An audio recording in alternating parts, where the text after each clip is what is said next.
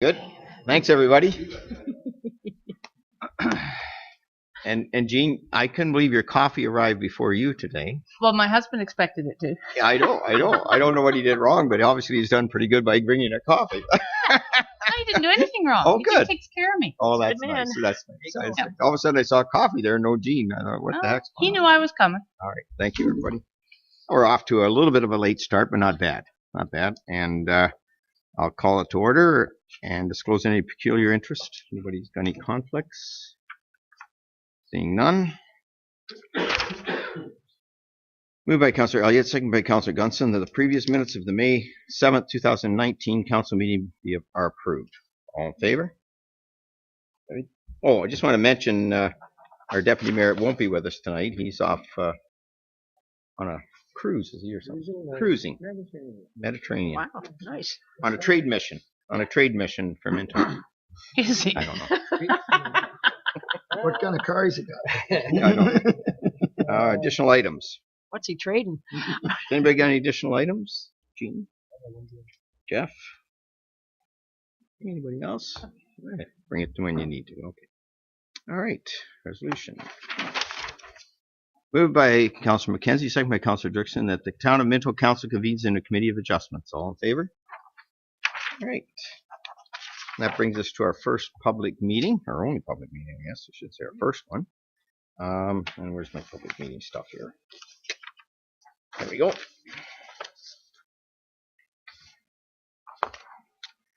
So this is a public meeting. I'll call public meeting. Let's see where we are here. As chair, I'll call the public meeting to order and publicly state any decision reached by this committee today cannot be used to set a precedent. Each application considered by the committee is dealt with on its own merits, and no two applications is exactly the same. Public hearing is to consider a minor variance application, file number MV 2019-04, Vanderburg. And I'll call the Secretary Treasurer to state the following information. Thank you, Mayor Bridge. The location of the subject property is legally described as Plan Clifford Lot 192, municipally known as 11 James Street West, Town of Minto. The subject land is approximately 0.10 hectare or 0.25 acres in size. The purpose and effect of the application is to permit the construction of a 118.9 square meter, 1,280 square foot accessory structure with a front yard setback of 2.4 meters or 8 feet and a maximum height of 5.4 meters or 17 feet 8 inches, whereas section 6.1.4b and 6.1.3a, 10.2.3 and section 6.12a respectively of the Corporation of the Town of Minto's Comprehensive Zoning Bylaw 0186 as amended permits a maximum size of 92.9 square meters, 1,000 square feet, a minimum front yard setback of 6 meters or 19 feet 7 inches, and a maximum height of 4.5 meters or 14.8 feet for an accessory structure. Notices were mailed to the property owners within 200 feet or 60 meters of the subject property, as well as the applicable agencies on May the 10th, 2019, posted on the subject property and circulated to staff on the same date. And the following comments were received. From the Saugeen Valley Conservation Authority, Michael Oberl, comments, no concerns. And two people that are here, the County of Wellington, the Planner's Report, and the Town of Minto Building Assistant, and the staff report is also attached. Okay. Yeah. So I think we'll start off with the county. Jessica, if you would like to come and you stand or sit. It's up to you. Two options. Okay, two options. So good evening, Chair and committee members. So this application we have in front of us today is to construct a proposed accessory structure on property 11 James Street West. The applicants are proposing to construct an increased ground floor area, an increased height, and a reduced front yard setback. So the technical front yard setback is off of Clark Street North because of the lot being a corner lot. It still does end up being the same as what an exterior side yard lot line is, but based on the wording of it, it might have been some confusion, but the technical front yard is Clark Street. So they're asking for a reduced setback of 2.4 meters for that. So planning staff have raised some concerns with the increased height and increased, further reduced front yard setback on the property. Due to it not meeting the 4 tests under the Planning Act, we didn't consider the application minor in those sense. But we did consider, if you do consider the increased floor area, that was appropriate if it could meet the height and the setback requirements. And then we've also recommended some conditions if the committee decides to approve the application today.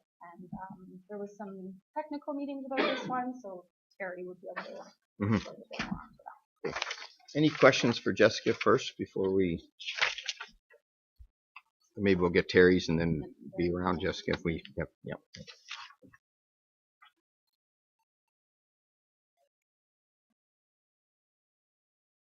All right, good evening. So just to address kind of the concerns that we had, staff, we met and went over the application. We had no concerns with the square footage proposal. The height and the setback was a concern to staff. The building that the relief is being sought for has a side wall height of approximately 14 feet. And then the applicant indicated that it was a 5.5, 12 pitch to it. So that would give the midpoint height of the roof, so halfway between the peak and the eaves, at 17.5 feet. The peak itself would be roughly 21 foot 10. So it's quite substantial of a building to the peak. That was the concern that we had in regards to the height. The setback concern we had to deal with Clark and James Street. They're both very narrow streets. I don't know, Annalene, if you could bring up the there should be a map photo that Michelle had in her report. Oh, sorry, Chris.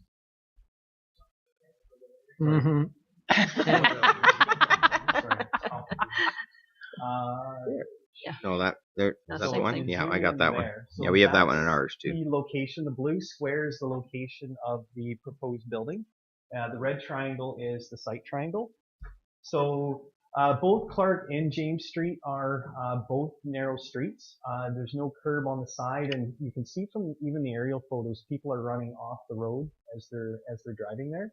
So a couple of concerns we had would be future road widening, how that would impact to the existing or the building if it was constructed there, as well as drainage concerns happening there.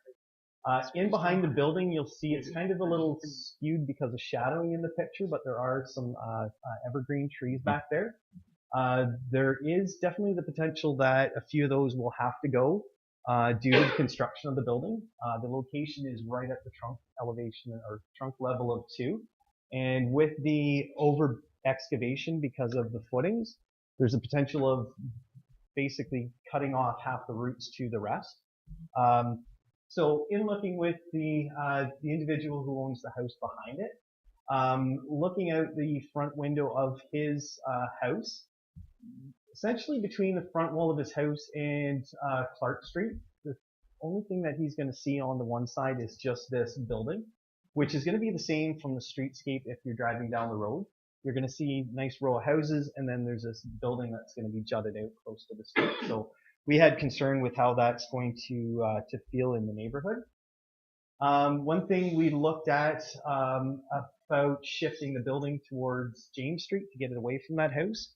A couple of concerns with that proposal, and we didn't bring it forward because of what we had looked at, would be encroachment into that site triangle, making that corner dangerous, right, as well as encroachment into the setback on James Street as well. The applicant did send some additional pictures and descriptions with very recently. It shows a different pitch in the roof itself and a reduced height of the building itself. One thing indicated in the documents that he sent had to do with a sanitary sewer that services the house. The sanitary sewer can run through a building. It's possible to sleeve it through the foundation. May not be ideal, but that's still not sinking the project of shifting it over. And I don't know scale of the drawing itself. If it was shifted up even abutting where that sewer line is, then he would almost comply with the setback to Clark Street. Also looked at possibility of construction of the building, enabling him to get his trailer still in and comply with the building height. And it definitely is possible. Based on the width of the building, he could get away with a 12-foot stud sidewall height with a 412 pitch with scissor trusses and be able to get his trailer in. So it is possible to reduce the height plus still achieve what he's attempting to achieve. So staff's recommendation mirrors that of the county. Again, that we had no concern with the size, but the height and the setback we did have concern with. Jerry, have you had any discussions with the client as far The as applicant, I haven't, applicant. but Michelle has on our Okay. behalf Yeah. and has brought forward what our concerns were. what your concerns were? Yeah. Okay. All right. I think we'll maybe hear from the applicant, or unless you want to talk first, Mark. Did I you want? just had a quick question. There's no problem with access. They have to use the same one to the proposed shed. Access, at this point, there is only a driveway on the opposite side of the house. So I don't know if he's discussed it with Public Works, but he would have to discuss an additional entrance to the building with our roads department. It should probably come off Clark or whatever. No, maybe not. With Come off the building James. layout, it would actually come Come off off of James. James. Yeah, James, right. Yeah, sorry. Yeah. Yep. And next up would be ask the applicant or his agent, whoever wants to speak to it. All right, you want to come on up and state your name and for the record, and then and we have this document. We just got it, so if we might need you to kind of go through it a little bit if there's any. That's what I was going to do. Hey, I'm Trevor Vandenberg. So the reason I want to go higher is to put my travel trailer in the garage for the winter, which means I need 12-foot high doors since the trailer is 11 feet high. So using a ledger above 12-foot door, my walls would have to be 13 feet to the top of the double plate. 13 feet plus a 2 foot 11 equals 15 foot 11. That would be 13 inches higher than the town allowance. So you'll see in the picture in that paper too as well, where we are getting the numbers from. That's what goes for the height. The reason I'd like to go bigger is I like to store my trailer and my truck and recreational vehicles. My truck got stolen from my property last year, and I had to take a loss on it through insurance and stuff, so I would like to put it away. That's kind of the reasoning for the bigger as well. And as you'll see in the picture there too, of kind of the layout of why I would like to go bigger. The reason I want to move my storage garage closer to the Clark Street is I need access to my walkout basement. Also, there's a sewer line between the house and where the garage will be. Also, because it's a corner lot, you lose a lot of your building capacity from two directions, from James Street and Clark Street. It's 19'7" off both streets.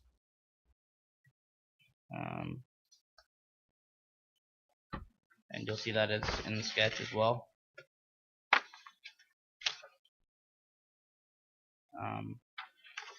Regardless whether it's going to be 8 feet further back or not, it's still going to be in the view of the house beside, in my opinion. So I don't think that's going to make a big difference wise.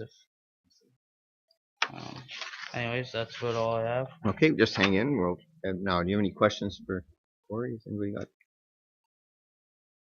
Yeah, Ryan. Have you talked to your neighbors at all about your shed or what? A few of my neighbors have talked to you about it, yes. As well as Paul that's here tonight. He had been asking questions about it and stuff, and I informed him about it or whatever. So, Was there any concerns from them at all?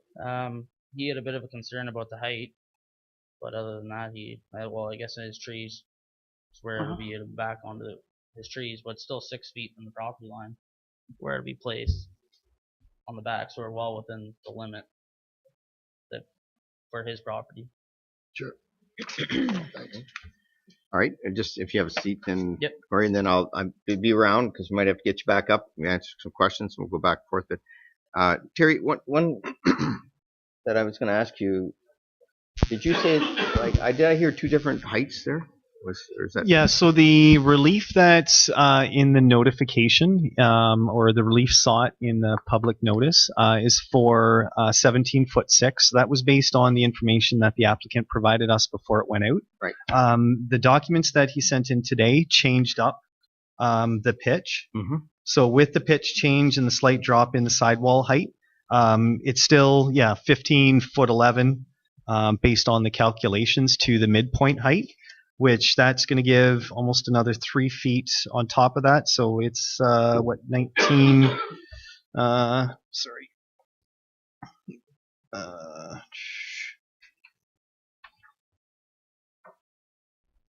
So that's 18'10" to the peak.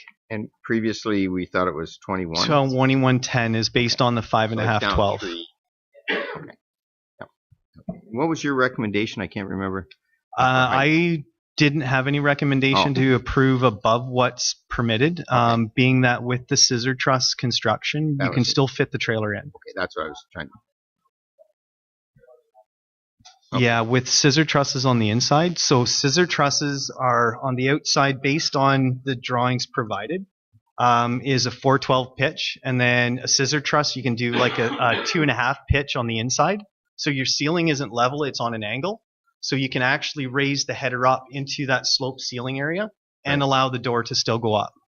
So it would clear more than the 12-foot height requirement. That's. So it's a cathedral ceiling. That's exactly it. Sorry. Right. So you're right. Sorry. I just wanted to clarify. There was a couple of things changed there, and I just wanted to get that clarification. Okay, I will ask for anybody that would like to rebut the applicant. Does anybody want to talk against? Yes. State your name and for the record and. Hi, I'm Paul Lucer. Yep. I live at 34 Clark. Okay, which now, Paul? If we had the map up there, where would you be? 34. There. Okay, that's 34. Okay, that's why I wondered. Okay, oh, it's on there. I didn't even see it. There it is, 34. Okay, thank you. Okay, I have a few concerns. One is with drainage, same as Terry mentioned, because I get all the water right down the whole street. Right. So, like I said, with putting a building there, it's going to restrict the water for sure, and the snow load that comes off that side of the roof. Second, as say with Terry, was the height. Right. Like that's just too high for residential now. And, like I said, another concern is the visibility coming around that corner. Okay. Like I say, people are running over the lawns as it is. So you've seen our, Terry, I think we have a recommendation for staff. Is that one out there? Basically, staff has said no concerns with the size. Concerns about the height and so the comments that Terry made, you're in agreement with those. Yeah, that's right. Yeah, that's what. Yeah. Okay, and I didn't know there was a drop in the height. Like when the last I heard, I didn't know either. 20, that's why almost 22 feet. Yeah. There's no way. All right, gotcha. Okay, anything else or? That's it right now. Okay, all right. And like I say, the biggest thing is the trees. They've been up there a long time, and I don't want to see them, get damaged or be taken down. Okay, thank you. You're welcome. Any questions? I'm sorry, Jean, did you have a question? I have a couple. We'll start with the trees. Whose property are the trees on? They're your trees. Okay, so they're almost inevitably going to be damaged during the construction. I would imagine they're going to be, the roots will be partially damaged. Yeah. Whether or not that's going to kill the trees, I don't know. Is there a reason why we wouldn't move this garage back towards the house? Like it looks on this drawing that you've got 32 feet. I don't know where the walkout basement comes out. Does it come out at the back of the house? So in the drawing provided, in the back corner, you'll see the tree and the sewer line. Yep. It's indicated with an arrow to the walkout. So the walkout's at the back of the house, not really to the side. Yeah, it won't. So I would have to say that if I was living next door to this house and I was going to look out my window and all I'm going to see is a 20-foot building that's a garage, I probably wouldn't be very thrilled about that in a residential area. I could see agreeing to this if we moved the building back and kept the height down. But it is a residential section and it's a corner that it's going to get obstructed by that. Nobody's going to be able to see anything except this great big huge garage. And I get that you want to store your equipment there. I understand that. But is there a reason why it couldn't be moved back 10 feet to at least give some relief from the corner view and the neighbor next door who's going to see nothing but the back of this building? That would be my thoughts on it. I don't know how that gets proposed or what we say, but currently I don't think I'd probably agree with this. So as part of the minor variance process, the committee can they can grant lesser relief than what's sought for. Right. So instead of an 8-foot setback as proposed, they could accept a 12-foot setback. Mhm. They couldn't do a 6. You can't do lesser than what's applied for, but you can do something closer to what the current requirements are. Right. So the committee does have that flexibility, different than from the way that those decisions are worded. Because I don't really see the reason for the request for a setback. I don't understand why it needs to be so far from the house and so close to the property line or to the road. It is possible to place the building on the property and comply with height and setbacks. Okay. That's a good question, Gene. Thank you. And as you say, we have the committee has the ability to make that recommendation. Right. Okay. Anybody else? Judy, did you have your hand? I'm assuming this has already been looked at, but has it been thought to put this building, attach it to the existing dwelling on the other side? Like, I don't know whether that's even possible, but. I didn't look like enough room there. Well, I realize it wouldn't be quite as large, but it could be taller there, I would think, and not be a bother to anyone. Oh, okay. Yeah, I see it there. Oh, yes, I can see it there too, yes. Okay. Okay. Thank you. Anybody else?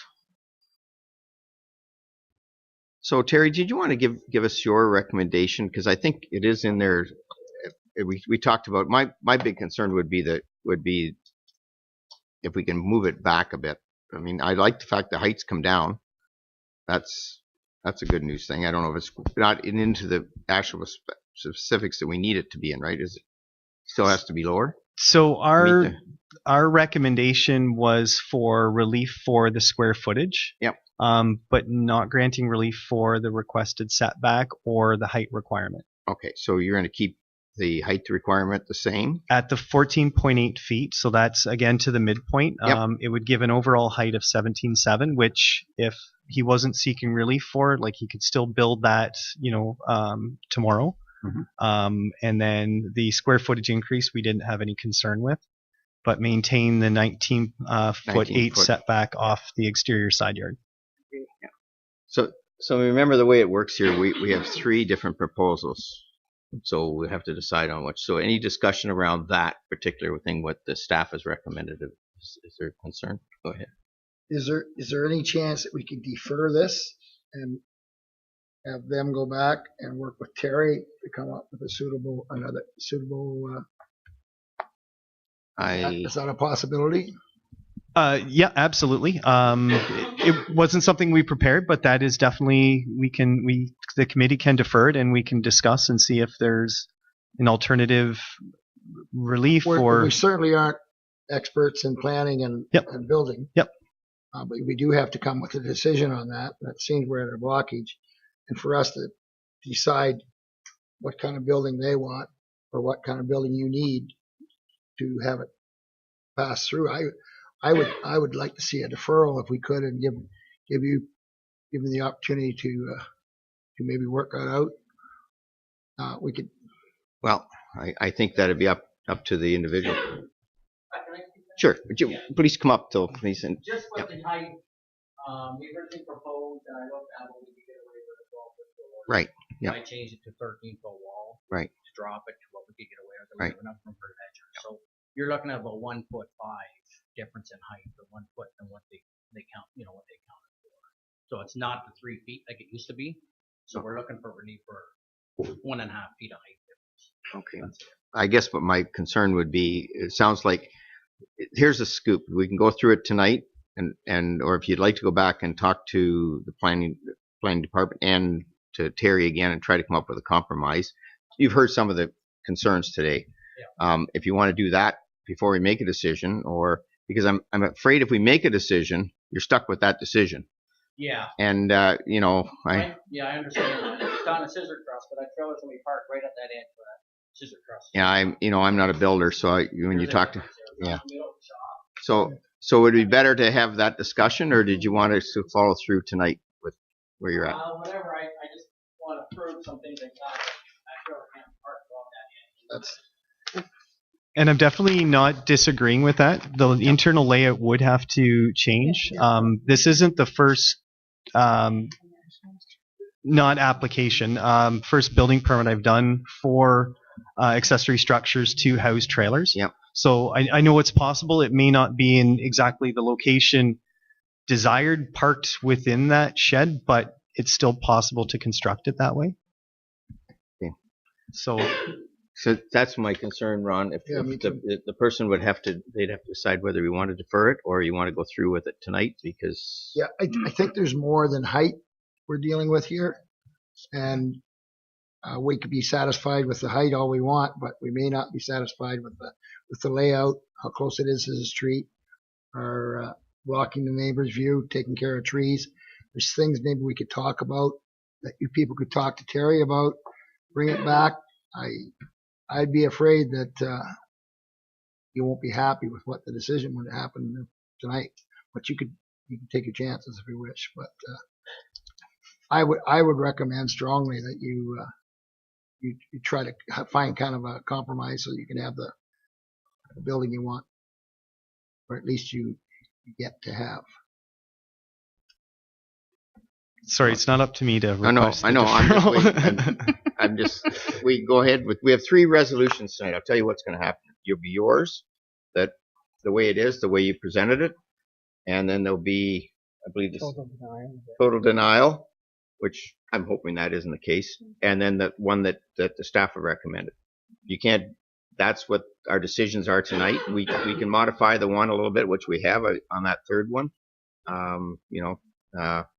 So that's where we're at tonight. If you want us to go through with that, I kind of getting the feeling of where that's going to go. But it's up to you, or you want to go back and spend some more time and try to iron a couple of those little issues out. Does it matter if you have to bring it back if we do it tonight? Do they have to bring it all the way back if they come up with a different proposal? So Jessica, what's the rules on that, or Terry?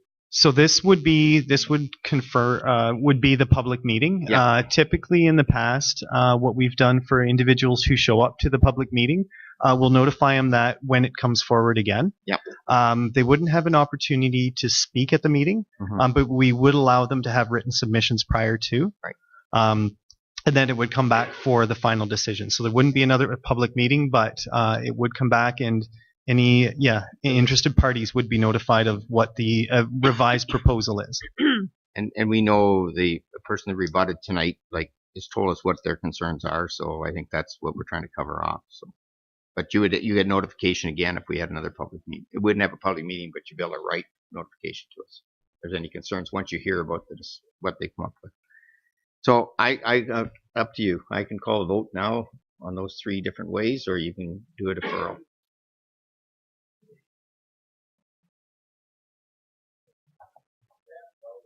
All the vote. Okay. All right. Okay, there's the 3. So one's to approve as is. One's to deny. One is to approve the size, but not the setback or the height. Right. So it allows it to go to 12 feet. Sorry?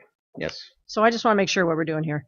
So we've got 3. a motion to deny. We've got a motion to accept staff's recommendations, right? We just one to to deny. accept all of the applicant's recommendations too. Which is this? No. What's your, Well, yeah, I guess so. Now Yeah. it is. Yeah, now it is. Revised. Revised. as is? And one to approve just the square footage. So can we not make a motion to defer it ourselves rather than asking them?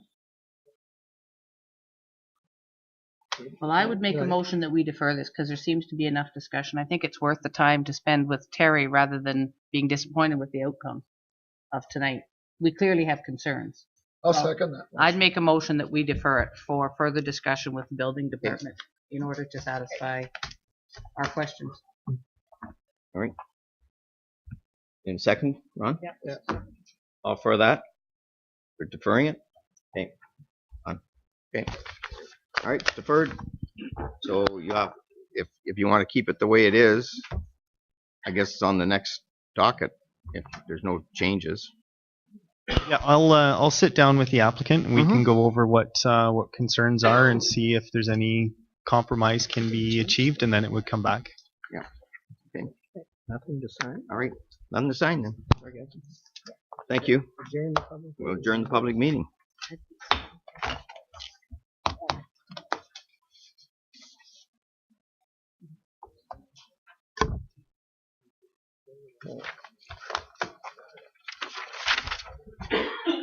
Moved by Councillor Anderson, second by Councillor Elliott. The Committee of Adjustment convenes the Committee of the Whole. All in favor?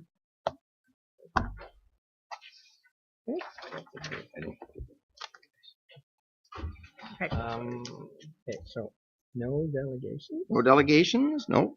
Public question period. Back on duty here then. Yeah, get with it. Correspondence. Any what you want to pull out of the correspondence? A. Region? Yeah, okay. Can I speak to that? Absolutely. Bet you might too. The reason I want to speak to it now, and it's not like I'm trying to put it off, but I have a conference call tomorrow with the two wardens and the mayor of Guelph and as chair of public health, and we're trying to get to the bottom of it. And it's funny that Peel is the one that's actually, they're not happy either. Although, as you know, we're not happy with going to Peel either because it's a $3 million.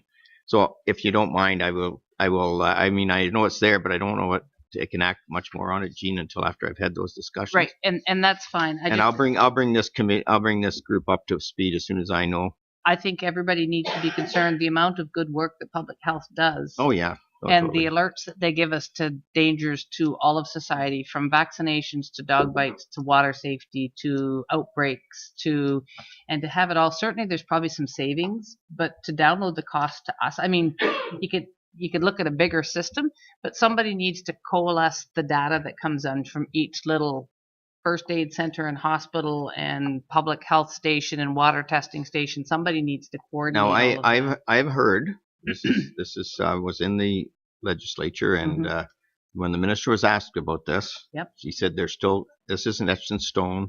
There's going to be still some discussion with municipalities. That's why I'm having that call tomorrow, and we're setting something up. So, and I will get back to you as soon as I have some more through.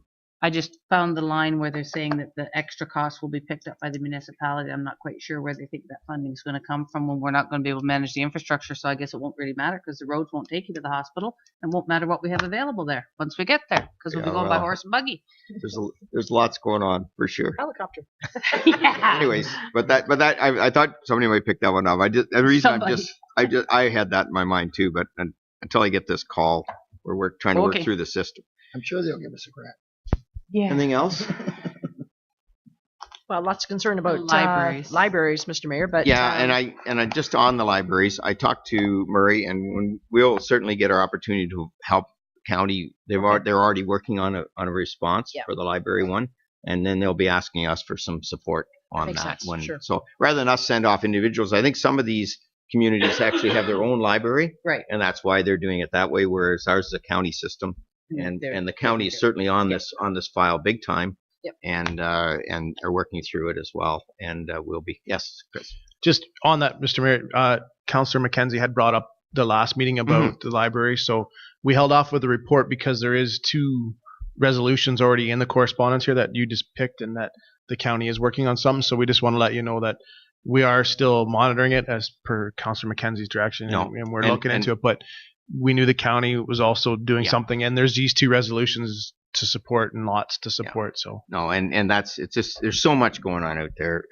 But certainly the county library system, they're working at it really hard. And, we'll support them as we go forward on it because it really affects us all. Okay, anything? Yeah, go ahead. So to do that, this council will get an opportunity, or you guys will. Get the feeling of the town. Well, I'd like to support whatever resolution that I know that's coming from the county eventually to really support that all of our municipalities rather than us do an individual one.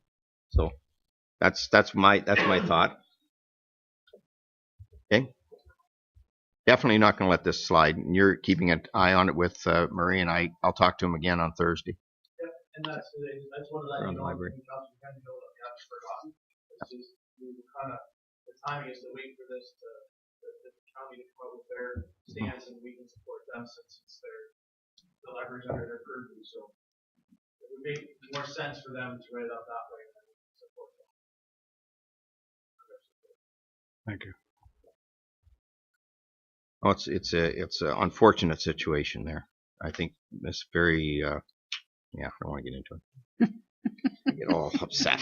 Okay. Anyways, reports of committees. Well, before that, we'll just do a motion. Oh, motion to accept that. Sorry. Councillor Anderson, Councillor Elliott, all in favor? Good. All right. Way to go, Gord.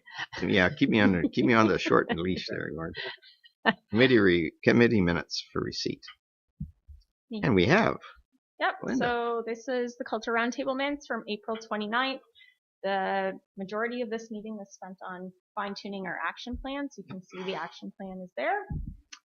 Nailing down the budget, who is involved in which initiatives, and then some key details. So other than that, unless there's any questions. That's easy. Now we need a motion to motion on that one. I'll look. Councilor McKenzie, Councilor Gunson, all in favor? That side of the table there. Keep going. Okay, the economic development minutes from last Thursday. Not much happening there. Not at all. We had a discussion about the Employer One survey.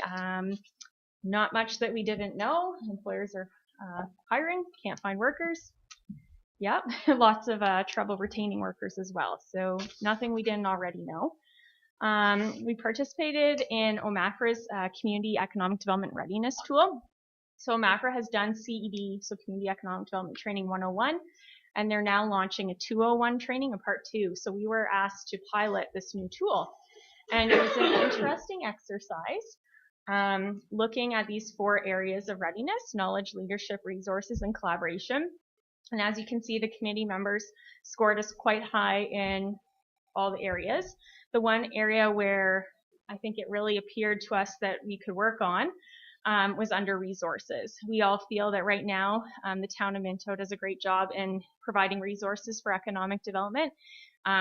Knowing what's maybe coming ahead with the province and cutbacks, we question whether hopefully that will continue.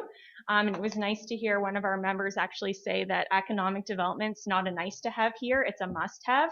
And in many communities, they don't see it like that. So that was really a great thing to hear.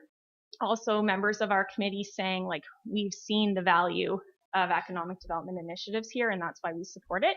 So the biggest thing that we got out of this exercise is continuing to share our stories. And we're going to be working on a full social media campaign, talking to our businesses, collecting testimonials, because a lot of the work that we do is behind the scenes and people don't necessarily see. There's a lot of stuff we do people see, but there's a lot of stuff behind the scenes that we're doing assisting our businesses that we want to get out there so people realize that we did have a role in a lot of the things that are happening out there in our community. So that was, I think, a very interesting tool. The other thing I want to just remind everyone of the Your Town Rising presentations next week in Hairston and Palmerston. And we had a whole lot of recommendations and motions around signage, facade, and structural grant reports. All of these were reports at this meeting. All were approved. One is pending a signage bylaw exemption, which Cam is going to be speaking to later. And I have reports on all the structural grants coming forward. So if there's any questions. Questions?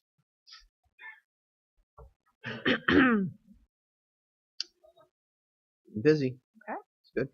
Motion to accept. Councilor Anderson, Councilor Elliott, all in favor? Carried. And I think you're up next on staff reports. So I'm just switching it over here. All right. So the structural grants, we typically do present you the full reports on these. So the first one is the structural grant for Greg and April Desillier at 155 James Street. So this is the former Rural Spoon property. They did some work on that property last year to, it was a restaurant, so they were making changes to make that space more usable. They were wanting to actually convert it to a residential use, but there was a lot of hoops, and really that couldn't happen. So they decided to make these improvements instead to help rent it out, and they have found a tenant since doing that, which is great. But the items that would qualify under this were some windows and doors. They did energy efficiency upgrades and electrical. And you'll see the second page is where Terry and I go through and score the different applications and make notes on things about using local suppliers, how they've increased commercial space, what they've actually done, and then what our recommendation is that we present to the committee. Now, this is, in comparison to the two other structural grants, quite smaller in scope and impact. So our recommendation was to give $1,500 to this project. And as you can see, our leverage ratio, it used to be like a 3-to-1 ratio we were looking at. And because of the number of applicants we're getting, we're really wanting to see our return on investment increase. So this one would be, for every dollar we're giving, they were spending $10.54. Any questions? I like that ratio. I like to see that good return on investment. It's always good. Ratios are important. They are important. Okay, so we need a motion. Yep. Judy, all in favor? Good. Next up. Okay, so then the next one up is Lavell Holdings property at 258 Main Street, and this one has had, if you remember this building, it was very much an eyesore on a main corner in our downtown, and Brent has really come in and done a lot of work. He did receive a small grant last year. At the very end of the program, we only had about $2,600 left, so he did get $2,600 and change for some electrical work that he did. This specific application covers plumbing throughout the building, heating throughout the building, fire safety, energy efficient windows, doors, and insulation. And the windows specific are covered under the facade program, but I just noted it in here as that wasn't taken into consideration, but it was part of the project. And then design work. And we reviewed this, scored it, and this is just the eligible portion. He had spent over $80,000. So this doesn't include like drywall, fixtures like cupboards, flooring, painting, any cosmetic stuff. It's all like behind the scenes. So yeah, he spent over $80,000 just on this component, a lot more on the overall building. And this has created 4 great rental apartments that are now all rented and 2 really nice commercial spaces where, if you recall before, somebody's actually living in one of the units and the other one's vacant. And yeah, so that whole corner is looking great. So we are recommending that this project receive $16,172, which would be a 5-to-1 ratio. It's obviously a significant scope compared to the last one. And if you're wondering about why we thought $16,000, we were breaking out percentages. So this is about 20% that he would receive, and that's in comparison to the next one we're going to do. We are trying to save about $15,000 at the end of all these grants because we have some significant grants coming forward as well. We already have 2 applications in the queue for the next round. So and then they can take advantage of the county ones. depending on what the Depending what project they are, is, if it meets the county's criteria. Need somebody to move that one? Jean? Judy? All in favor? And Great. yeah, just to refresh that the CIP total budget is $60,000, right? So just on that, I think the 4 units rented upstairs are for somebody that they're one of our local manufacturers. Yes. They're all rented, which is one of our big concerns we have with our manufacturers. There's no place for their people to rent. And so that's just a. Yep. Okay, so then the next one is in Hairston at 12 Eulora Street South.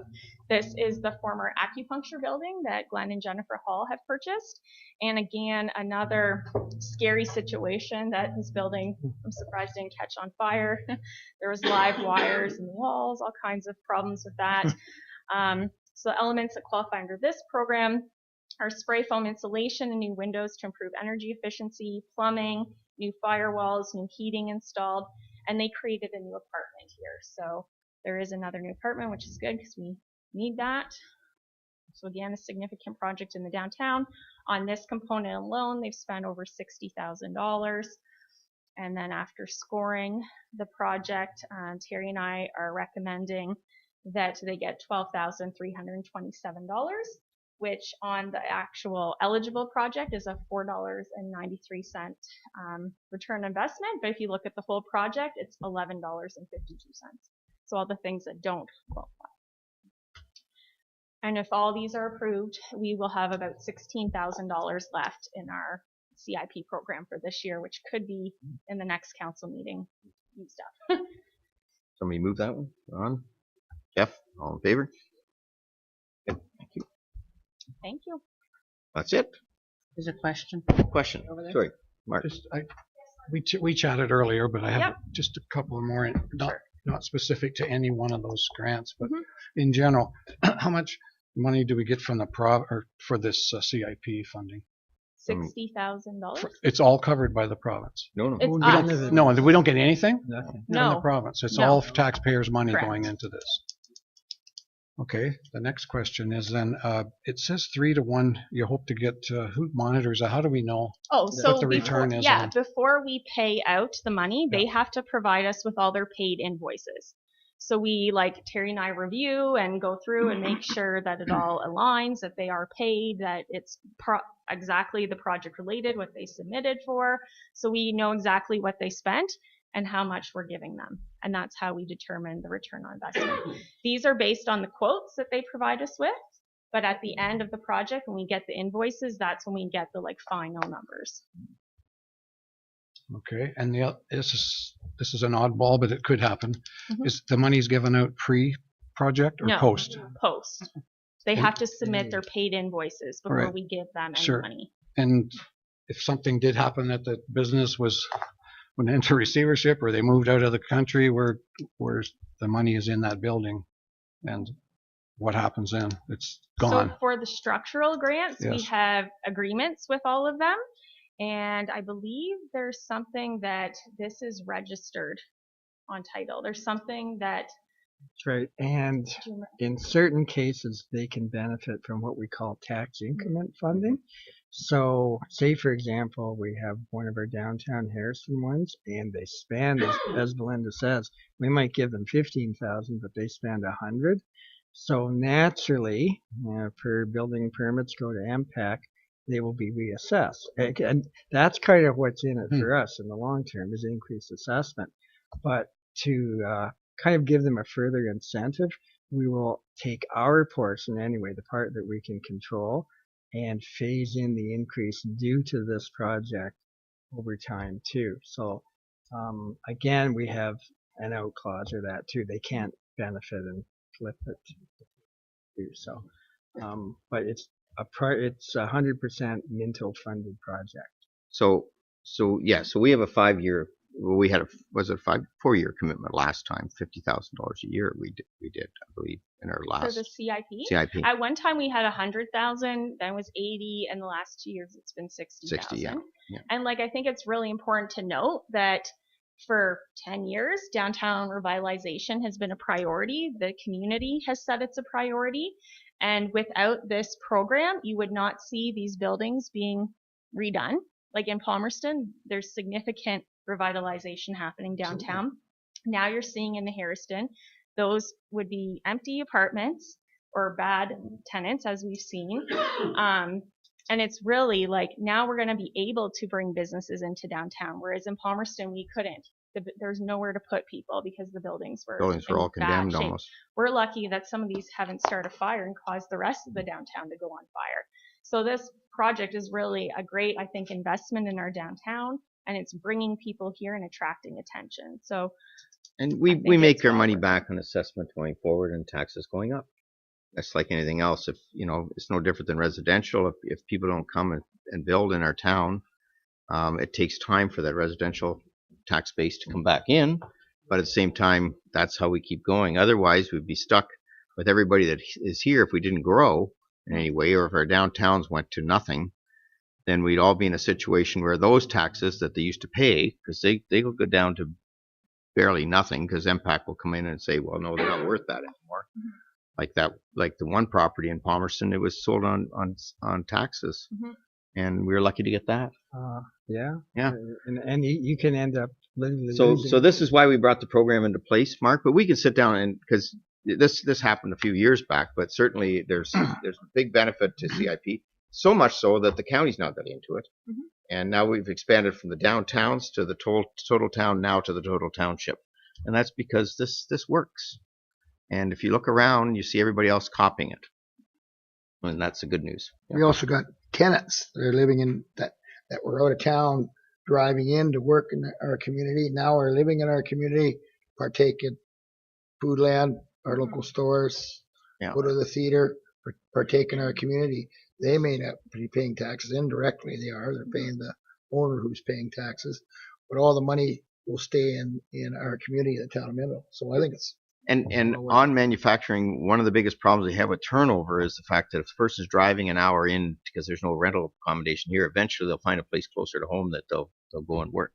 And so now you get constant churn. So when we talk to our manufacturers, they say, if we can get some rental accommodation, we'll get to keep our younger people here. We'll train them and they'll come. And those people will end up buying a house somewhere down the road. So it's just a constant opportunity. And we're still short of rental. So and that particular building in Palmerston, we know what the rental was like before. It's pretty scary. The OPP were there more than the residents. And, at the end of the day, and now we have 4 beautiful apartments that are rented out to hardworking people. So I love it. Well, thank you. I just have. Sorry, I understand it. Soapbox Well, about the CIP yeah. Yeah, no, she's the first time I've seen this since I've been on council. Yep. It makes it a little clearer. That's fair questions, Mark. I had one other question. The Legion was granted money before. Now they're on this list again. I kind of had a story about that, but I don't. Why are we giving them more money? So they can apply, people can apply yearly to get signs, and their signs have faded. So it was, I think, 4 or 5 years ago that they had their signs done, so they can apply again. Going forward, if we want to say no, like if the Economic Development Committee was like, no, we don't want to support this, they've already received funding in the past, then they could say that. So we don't restrict people from applying a second time, but nobody besides the Legion has done that, and they're a not-for-profit group. Right. So okay, I just wondered if I think that's more than one opportunity to get a fresh sign on the front. There is. There is, yep. Okay, thank you. And business has changed too, so sometimes you get a business that the old sign we did, but then there's a new business and they'll flip it. Yeah. Okay, thanks. Yep. Have we passed all those? Yeah, very good. So, all right. Next up is the Councillor Dirk. Oh, I'm turning it over to Councillor Dirk. Thank you. Thank Relax you. Thank you, Mayor Bridge. We have 3 items on the Public Works agenda this evening, and we're going to start with Compliance Coordinator Todd Rogers. And he has a presentation about DWQMS and moving us up to version 2.0. 2.0. Thanks. New and improved. I have a quick presentation here, awareness for the drinking water quality management standard. And we're going to kill 2 birds with 1 stone. We're also going to talk about the 2.0 standard upgrade that we just went through. So I've got a deck here. I'll just go through it real quick. I'm not going to read it word for word. You guys have any questions about anything in particular, feel free to ask. We're good with that. Just what we're going to go through here is why a quality management system, what is a quality management system, where do I learn about our QMS, what are my roles and responsibilities as in yourselves, and we'll talk about the 2.0 upgrade. So the quality management system came out after walked-in. They're utilized by hundreds of thousands of organizations. They're process control rather than product control. It borrows heavily from ISO programs and HACCP, which is the management used in the food industry. You see a little diagram here, the plan, do, check, and improve. That's how every element in QMS works, and when you work in it, that's how we do it, basically. We put a procedure in place, we try it. If it works well, then we keep it, and if it doesn't, then we continue to improve it. What is a quality management system? Processes and documentation assuring quality that can be independently verified. So this is a very important part of our program. We're audited routinely, and that's a big part of it. It's not only doing everything properly, but it's having that documentation to prove that we're doing it properly. And foundation for product integrity, customer satisfaction, and continual improvement. The objectives are to reduce employee and operational and financial risk, reduce variation, improve operational performance, identify best practices, and create a foundation for succession and growth. So the benefits are it confirms ownership and commitment to quality, improves the utility's performance, reduces operational risks, promotes confidence in the owner, the operator, and the end user. It's a foundation for continual improvement. You'll see continual improvement comes up over and over and over again, and proactive and prevention. So next is just sort of the hierarchy of how it works. Right at the peak there is our quality policy, which we endorse every year. We did earlier this year. And if you want to learn more about DWQMS, where would you go? So for our quality policy, like I said, we endorse it every year. It's posted on the town website. It's in all our offices. It's in our pump hoses. It basically states that we continue to improve. We provide safe drinking water, and we comply or exceed all legislation and regulations. The operational plan. The hard copies are available at the offices. It includes the endorsement by the owner, description of the drinking water systems, a description of every element of the standard. So there's 21 elements covered in the standard, and I'm not going to go through them all, but it basically covers every aspect of everything we do. So, and what is your role with QMS? So, as council and mayor, you are the owners of the system. Yeah, great luck, yes. Yeah. So can we sell it? Yeah. So, who would buy it? Yeah. Somebody. Yeah. Saudi Arabia. So basically, your role is to ensure that we meet all the legislation or regulatory requirements. All the duties laid out in the Safe Drinking Water Act under Part 3, and allocate necessary resources for safe operation based on the recommendations of the Committee of the Whole and the Water Foreman. So 2.0, the original standard came out in 2006, so it was due for an upgrade. I'll just go through real quick here what the specific elements were that had large changes to them.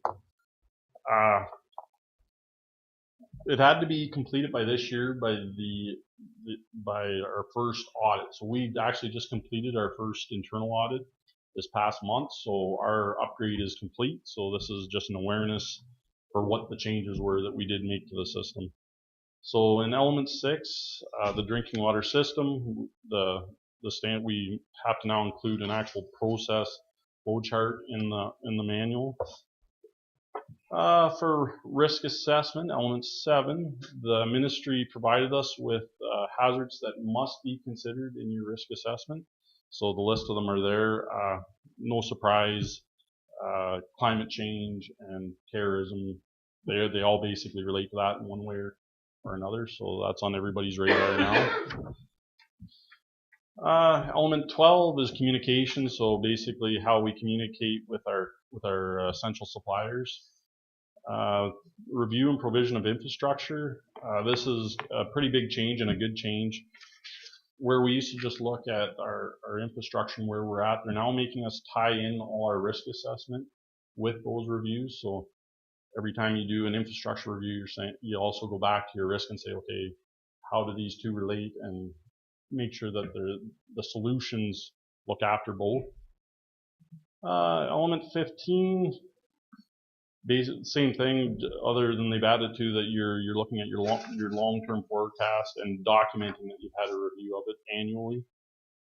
And then element 21 was the one with a lot of changes, and this is your continual improvement. So basically, they laid out how you're going to deal with any non-conformances you come across, and also they're big on preventative actions now. So that's something that's new to this standard, where instead of just dealing with issues once they've happened, you're trying to look ahead and deal with issues before they happen. The other thing that they've included now is best management practices. So the ministry can now publish best management practices, and we're required to consider them. We aren't required to necessarily do them, but we do have to discuss them, why we will or won't do them. And then they also talk about industry best management practices. So any conferences or training that we go to, anything that's brought up there, we'll also bring back and put through the system. So those are the big changes for Standard 2.0. And like I said, we've already made the changes. We've been through our internal audit. We will be audited at the end of this year in November by our external auditing body. And it's a requirement to meet the new standard to renew our water licenses. So we'll see what the audit in November comes, but all indications are is we're on track and we should be in good shape. Okay, thank you.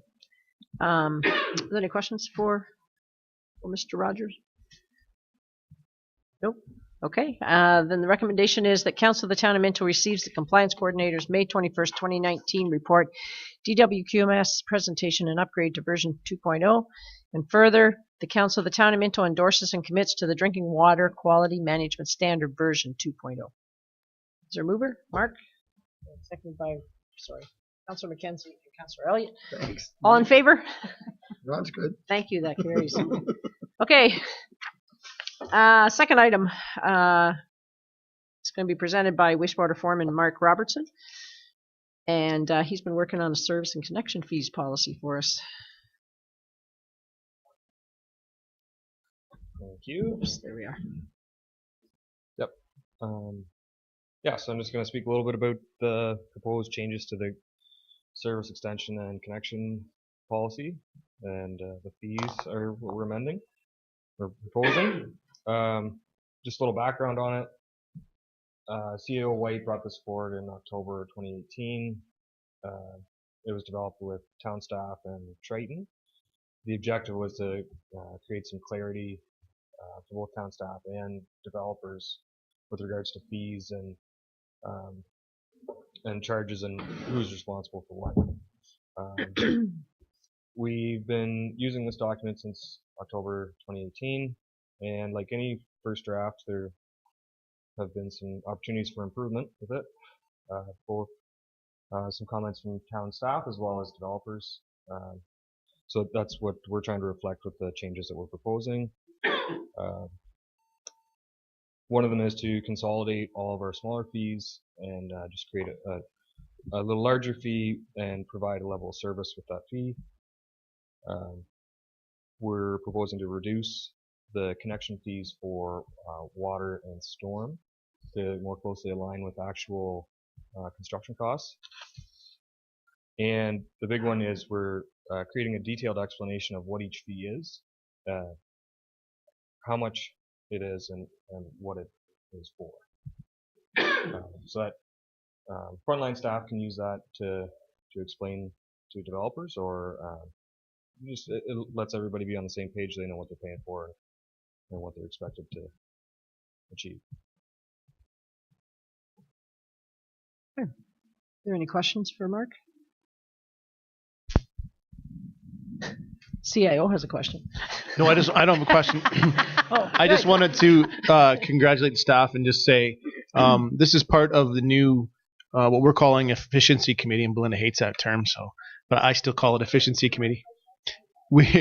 More efficient committee, and it's a committee that all staff that are in on any zoning, subdivision plans, building, anything to do with that, the staff have gotten together and are starting to sit at a table and discuss it with the builders and all.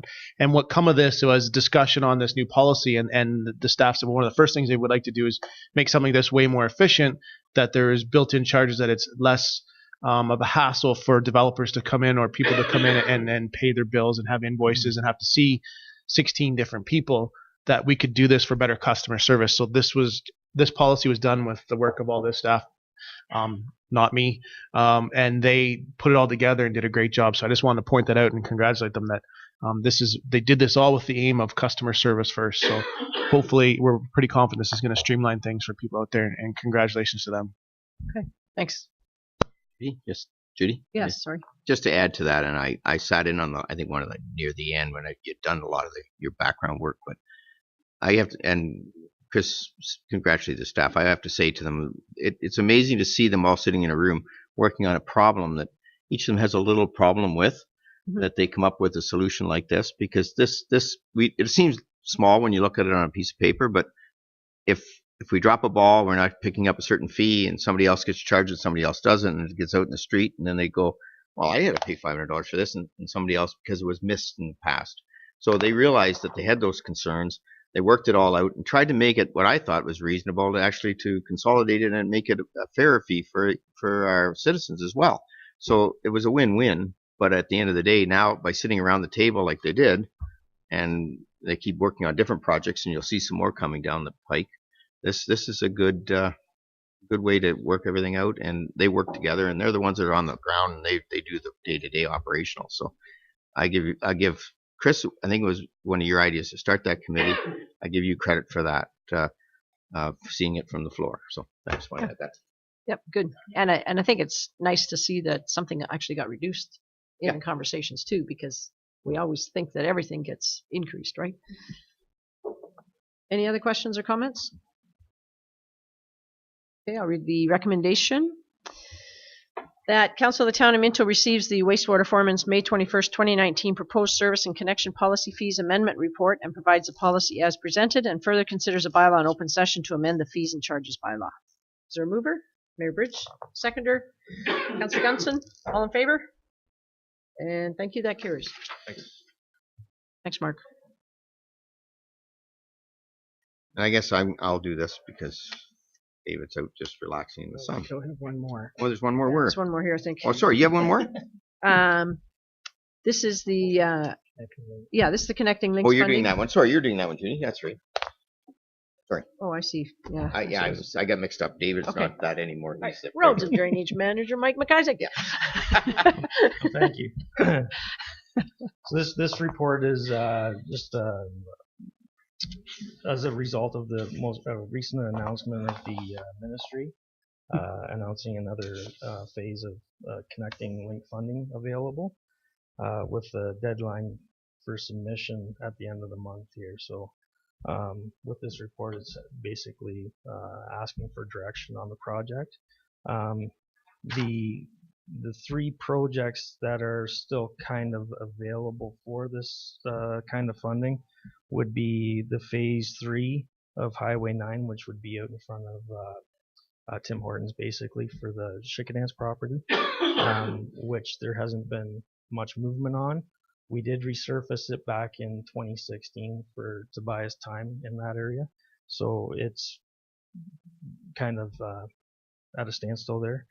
Highway 23, so it's basically Arthur Street west from the lights out towards Highway 23 there. It was reconstructed in 2007, which the surface and everything there is only 12 years old, which then only leaves Highway 89, Arthur Street east from the lights to basically the public school there. And the last construction on that was 1990. So that's the surface is almost 30 years old there. Okay. As you can see, we have been successful with this application over the years, and we don't know when it's going to be, how much longer it's going to be available. So, is there any questions about this one? It's definitely a rough piece of road. It is getting a rough piece of road. Mayor Bridge. Yeah, I think Mike touched my point. Was we've lost connecting links once before in a different situation with all the cuts that are going. I'm surprised it's still here. But let's take advantage if we can, because there's not many more programs out there. So I think it's a good opportunity to, when this came up and they were still working on it, let's see if we can get this thing. And if we get it, is the possibility of doing it next year when they're already going to do 89, the bridge, and that might be a perfect time to do it. It'd be less of you're already going to be lower traffic coming that way, so Yeah. that might be an idea to get it that way. So Yeah, for sure. that's why we're doing it. But it didn't give you much time frame. I think it was 8 weeks. Was it 8 weeks? 6 weeks? Or was it something like that to put your, by the time they announced it, you have to have it in by the end of May. So give the staff a lot of credit for putting it all together and ready to go. That's a good report. Sorry. Just a question about the financial consideration is listed here is how we fund our portion of it. And do we have that built into the budget? Are we hoping, if you get the funding, can you hold it for a year, as you say? Yeah. And work on it with next year's budget? Yeah. So Councillor Anderson, we're not expecting a decision probably till like late summer, fall. So basically beyond the 2019 construction season, so it would be a 2020. And there will be some water and wastewater that is not funded, but Mike and our engineer say it's fairly minimal. So we take that from the water wastewater So we hurry up and get the reserves. proposal in, and then And then we'll put all things being equal and the costs stay the same. We would put 100,000 in our 2020 capital. Okay, all right. It'll be one of our projects. Yeah, the application period is way shorter than the waiting period. Find out if you got it. Oh yeah. Okay, any other question or comments? Okay, recommendation is the council receives the report dated May 14th, 2019 regarding connecting links funding from the roads and drainage manager and provide direction to submit the application for Highway 89 Arthur Street East project in Harriston. Is there a mover? Councillor Elliott. And a seconder? Councillor McKenzie. Okay. Okay, all in favor? Never looking to your left, are you? Apparently not. Apparently not. I'll just jab She's her gonna one. poke me. Give her a whack. Eh? Now I'm on. Sorry. Okay. I'm sorry about that. Bylaw officer. There he is. Camp, how are you? Good. And you? Fine. So, as Belinda mentioned, this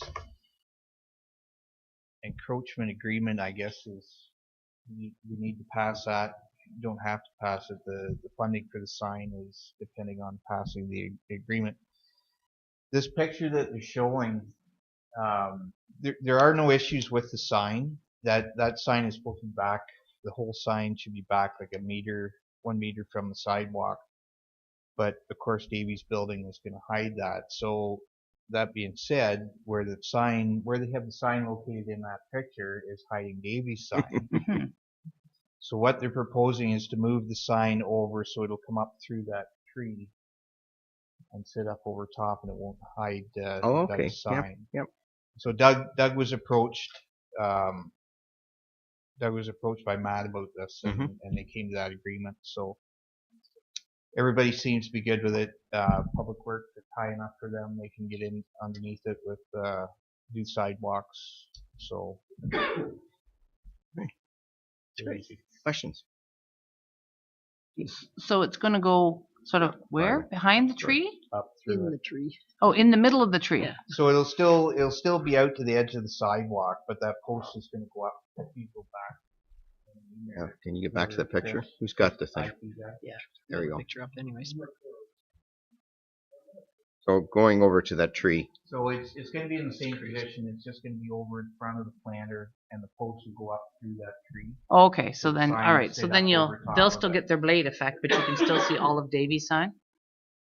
They want blade signage, so you can see it from either side coming up and down the street. Yeah, that's right? the whole idea. Of putting Okay, it like that. got it. Yeah. That's good. It's all about our Roger Brooks, remember? Yep. Oh, Blade signs. hey, I was paying attention. I hear 'em. I know what blade signs are. Yeah.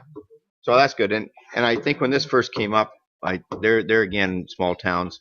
It will. We said, why don't you just go over and talk to Doug, because rather than have to worry about it. So they worked out a deal with the two of them. So that's what happens when you get business owners working together. I like that. Anyways, that's good. I like the way you did that. Okay, I got a recommendation here, have I? The recommendation of the town of Minto accepts the bylaw officer's report dated May 21st, 2019 regarding the mailbox copy signage, and the exception to bylaw number 0165 be granted. Can I have a mover and a seconder? Judy and Jeff, and all in favor? Opposed? None? Okay, good. Outdoor patio encroachment.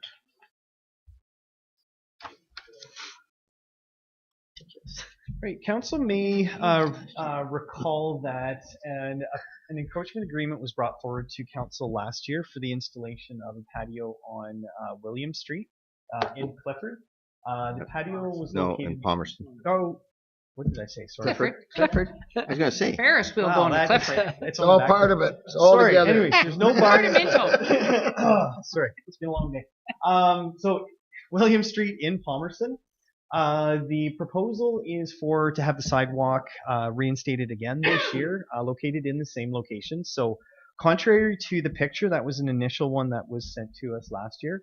The patio itself will be located on the sidewalk, and then there'll be a walkway that encroaches onto the parking spaces to basically get around the patio. There was no concerns by staff for the construction or the installation of the patio last year. The only unfortunate thing that came ahead or came forward was concerns about the late removal of it. So it was delayed in the season. We got an early snow event, which made it was a pressure treated walkway, made it a little bit treacherous. So in this encroachment agreement that I drafted up, it does have strict installation and removal dates. So in this one, it's a 1-year agreement. There's no commitment to further allow this encroachment beyond this season. So it could go up if council approves it and he gets all the requirements to us. He could start building it tomorrow. And then it would have to come down no later than a week after Thanksgiving. There's provisions in there that staff on the owner's cost can go and remove it. As well as there is a deposit that's included in here, which we could use that for the removal as well. In this agreement, there's also a minimum $5 million insurance requirement to name us harmless in any event something happens. There also is, being the intent of this, once the pub opens, would be for a licensed facility. I did throw in hours of operation just so that there's no noise conflict with the new apartments that are being worked on right up above where the patio is located. So there is a recommendation from staff to authorize the mayor and acting clerk to enter into an agreement with Mr. Singh for this year's summer season. Don't know if there's any questions. Judy. So so I don't have a problem with having this patio thing on the sidewalk and then using parking places for the sidewalk, basically, is what we're doing, if there's an open business there. Okay. But I don't think a business that's not operating yet should be taking up parking places from businesses that are operating in the town. So do we have any assurance at all that there's going to be actually a business there? Or are we just going to put up a patio and then take it down in the fall and nobody's going to use it? The intent of it, so the tenant that was to operate the pub, to the best of my knowledge, is no longer interested in running that venue. There is interest in the cafe. There is a proposal. I took pictures out of this report, but there is a proposal for a patio on Main Street in front of the cafe. The issue is they have to get approval from the county. And sorry, it is right there. Yep. They have to get approval for the county, being it's a county road, and the county doesn't have any application or procedures for allowing these. Okay. So at this point, there's a tenant for the cafe, and they're going to be utilizing the William Street patio for their purpose until they can get the one up and running on Main Street. Just an update on the county one was actually at our committee meeting today. Okay. And the county's going to take a stance that they're not standing against any of these, but it's going to leave it up to the local municipalities to monitor them and do them. So that'll come through tomorrow. Okay. Or Thursday at county council get approved. So as long as we, like the concerns you just had, making sure parking, making sure you can cite and or whatever, and you have the liability, because we own the sidewalks, we have to deal with sidewalks anyways for anything that's like on that county road. They're saying they're not going to have a bylaw, they're not going to have a policy per se. They're going to allow us to have the policy, and they won't stand in our way. So would that include the parking area in front? Yes. Okay, because the proposal for the Main Street one is to have the patio in the parking spaces and then maintain the sidewalk as is. Whatever. That's up. It doesn't matter. That'd As be- long okay. as they're going to leave it up to the, because we're not the only town that wants this. Erin, Alora, Fergus, there's tons of them out there because of our Roger Brooks thing. They're all looking at this, and they don't want to get involved in any approval process. They're going to leave it up to the towns. So they wouldn't have to go. I'm just thinking of timing here. They could do this probably after Thursday, anytime we approve it. Okay. Just to give you a heads up. So that's how it's going down. That's what I'm saying. If we might be able to do, if the other property is, like Judy says, isn't operating yet, would they rather have the one that's closer to their cafe? I don't think you're going to have a problem, but we can confirm that after Thursday. But that's the way I read it today when we had our AF&P, that came through our thing that was on it. It was and they're basically saying it'll be up to us to monitor and do it because we have control of the sidewalk anyways. So could we maybe defer the recommendation on this until we figure out Thursday what happens, and then I can bring it back Well, forward? why don't we? I was just wondering, we just approve it pending, like we could approve both if we could say, like we could say they could do the front one, Okay. pending that we follow up with the county.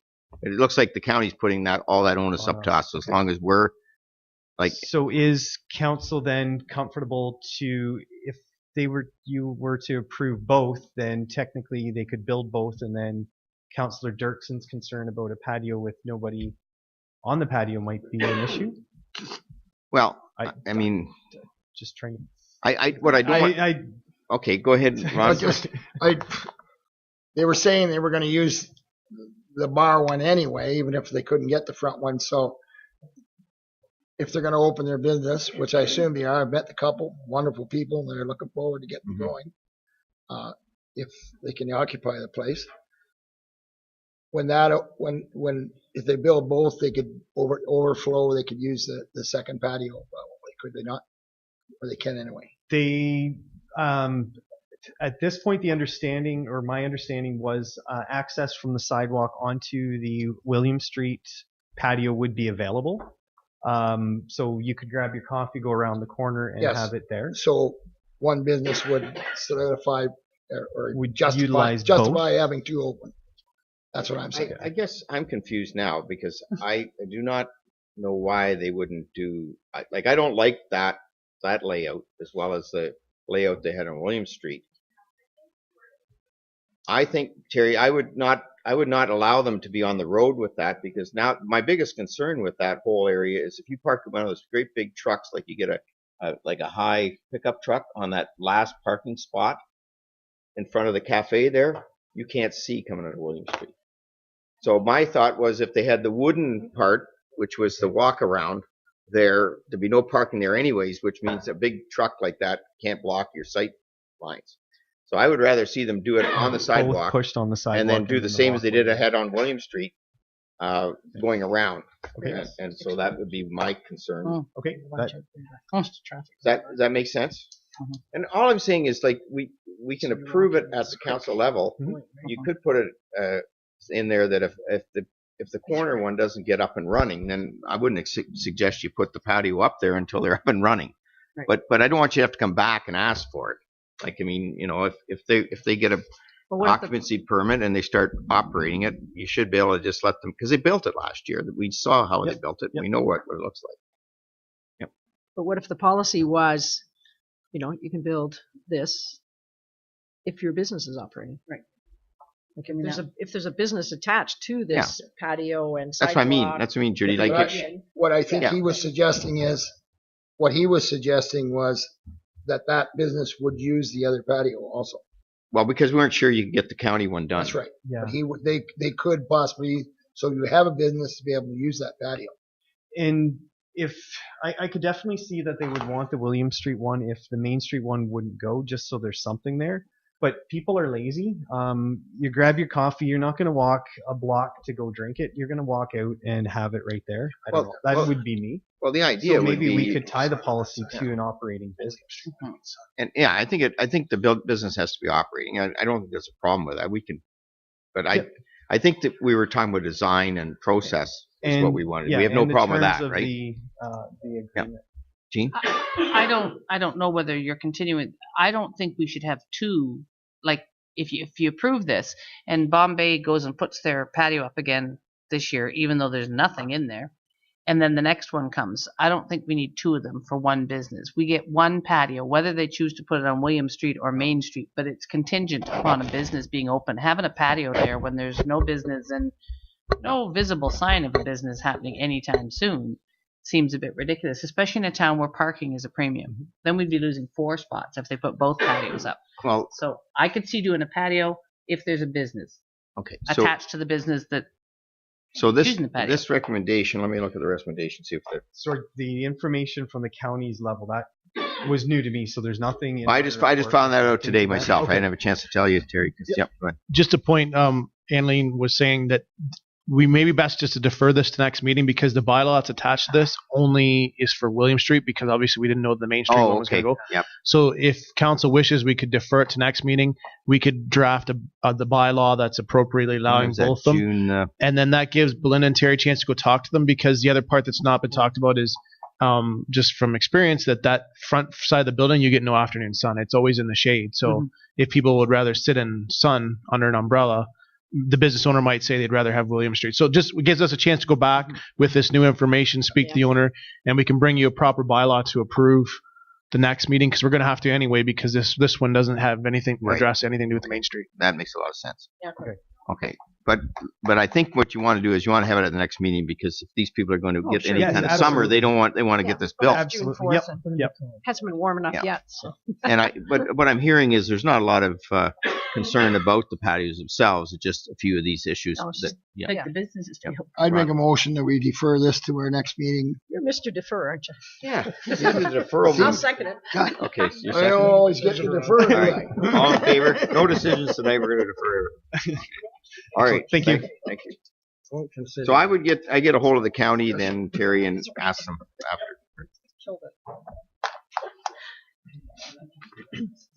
I'm kind of happy they're not getting involved and letting us do it. Yeah, I know. It looks horrible. I would be a piece of work, eh? Okay, who we got up here now? Chris. Me.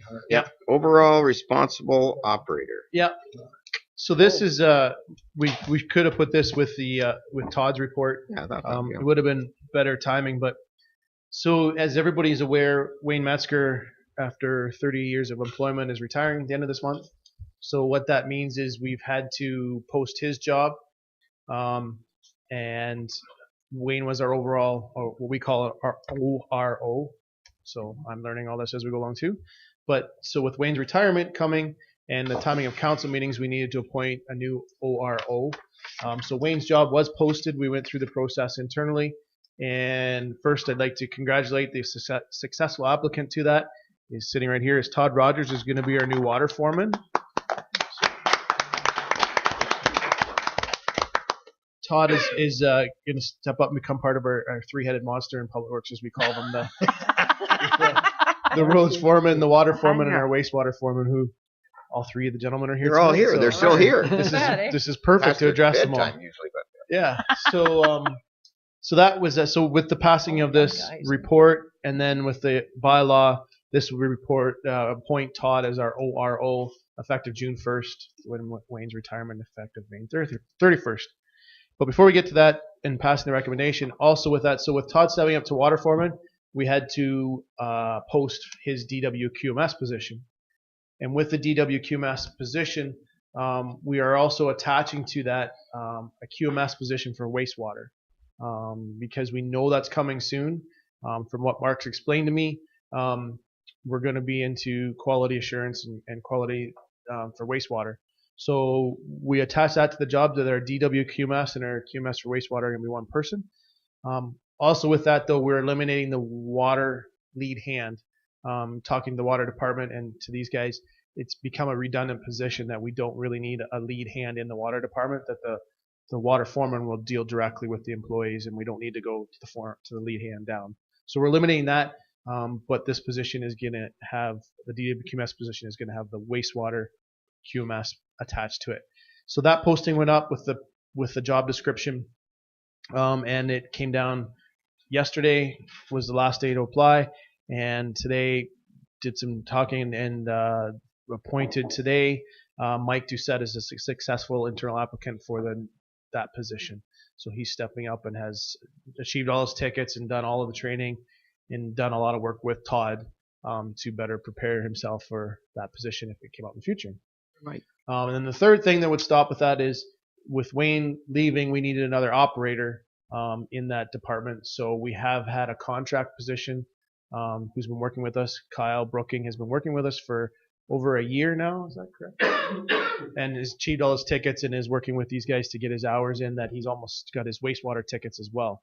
So this operator would be a water and wastewater operator that would have the dual capacity to do both. So Kyle is going to come on with us full time and carry on what his daily jobs been doing from contract to full time. So that would bring our water department and our wastewater department up to full operating level with no speed bumps and no kind of we're prepared for Wayne's retirement ahead of time. That things are just keep rolling on and there's no slips. So that's the report. And as I said, if you pass the recommendation and then the bylaw, that will appoint Todd on June 1st as our ORO. Would there be a reduction in the salary budget then, or do you feel that, or is it everything with everybody moving along? Is everything pretty well staying the same? There should be a small savings in which we anticipate in this year's budget, and it was in our comments on the budget that we would realize a savings because essentially we're replacing Wayne's position with not a management position, but we're replacing with an operator. So obviously Todd stepping up and that, but also eliminating the lead hand is also saving some money. So there was some comments in our budget this year that we were going to realize a savings in the wage budget for Public Works. Thanks, Chris. Well done, Judy. Since you've taken over that department, it's really smooth. Saving people money. The heck, I don't know what Kurt was doing last 4 years. These guys, he's not here to defend himself, so I'll just throw that in there. They're a great bunch.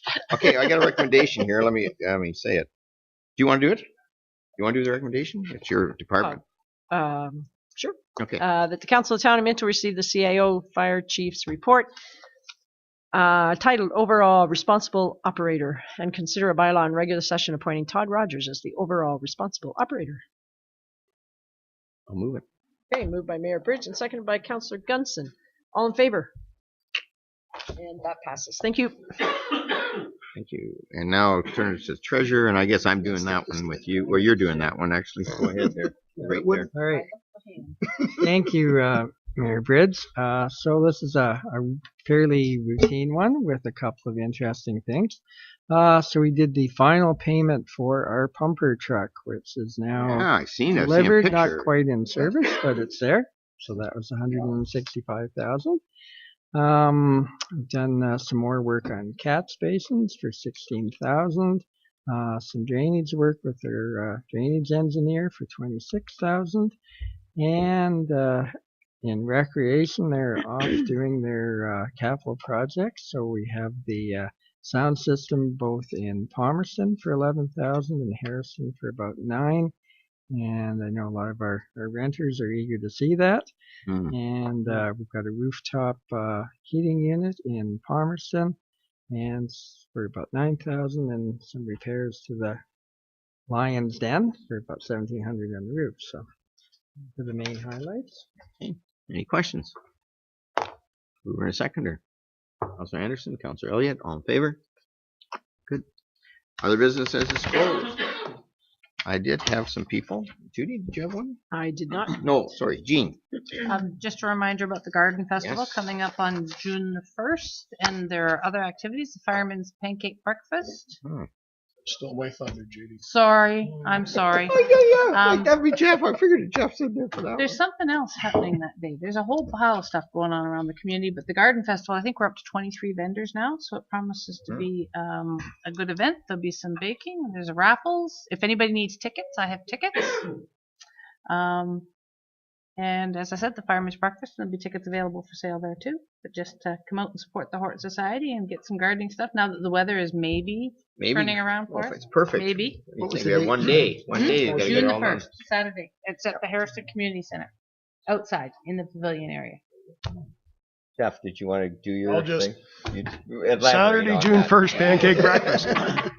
Starts at 7 a.m., goes to 11, it's by donation. It's the place to be. Go for breakfast first, and then go buy plants after. That's right. Anybody else? I've got a couple items I remembered. One is the Rural Romp is this weekend. If you get a chance, there's some tickets out there, or little maps that you can go to, and it's always fun to get out and see some of the different places there. You're probably aware that the County of Wellington and Guelph, you notice I say it different than they do. County of Wellington and Guelph won $10 million, Yeah. which was kind of exciting, and Pretty exciting.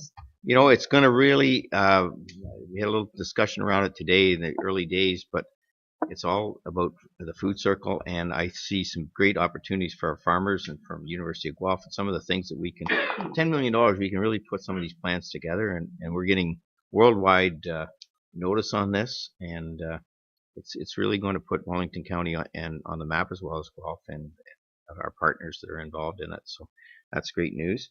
And then we have the hospital gala, so on next Saturday, and Chris is in charge. If a total failure, it's his fault. But go ahead, Chris. If it fails, it's my wife's fault. Oh, that's right. She is the co-chair. I am a co-chair. She is the chair. She's the chair. If it Anyways, goes bad, it's all on her. Who's doing the speech? Who's doing the speech?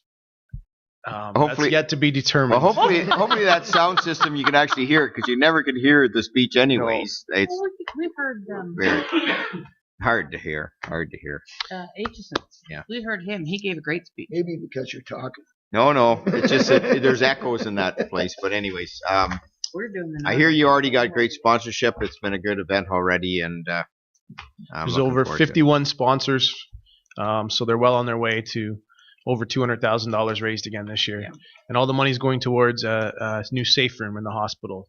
Right. So that's well needed for the Jean hospital. knows about that. We've talked about that many times. I do. You should have seen the space where they're putting it now. We used to call it a safe room too, but it wasn't terribly safe. The janitor's closet, just throwing it in. No, it was a room. I walked in one time and the lady was waiting behind the door where we couldn't see her, and she'd ripped the paper towel dispenser off the wall. Oh, she was dear. coming at us with it when we were. I was trying to shove Chris ahead of me, but he put me through it'll be first. a lot better. And anyways, great stuff. Lots of happening. So look to your calendars. All right. What's up next there, Troy? Moved by Councillor Gunston, second by Councillor McKenzie. The Committee of Whole convenes into regular council meeting. All in favor? Great. Notices of motion. Have you got any notices of motion? Moved by Councillor Dirksen, second by Councillor Anderson. The Council of Town of Minto ratifies the motion made in the Committee of the Whole. All in favor? There'll be some of those we're not doing, right? You got those pulled? Moved by Councillor Elliott, second by Councillor Gunston. The bylaw number 2019-08 to authorize the mayor and acting clerk to sign a franchise agreement renewal with Enbridge Gas Limited be introduced and read a third time and passed open council seal of the corporation. All in favor? Okay.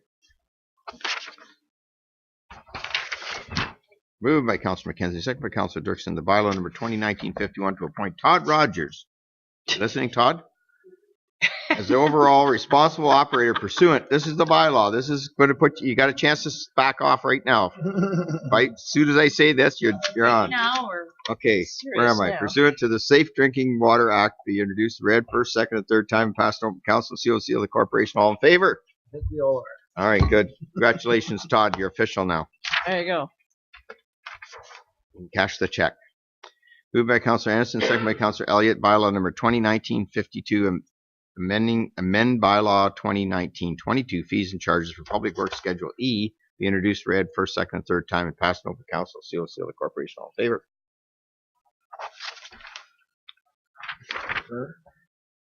Moved by Councillor Dirksen, second by Councillor Anderson. The bylaw number 2019-54 to confirm the actions of the Council of the Corporation Town of Minto respecting a meeting held on May 21st, 2019, be introduced, read first, second, and third time, and passed over council, seal of the corporation. All in favor?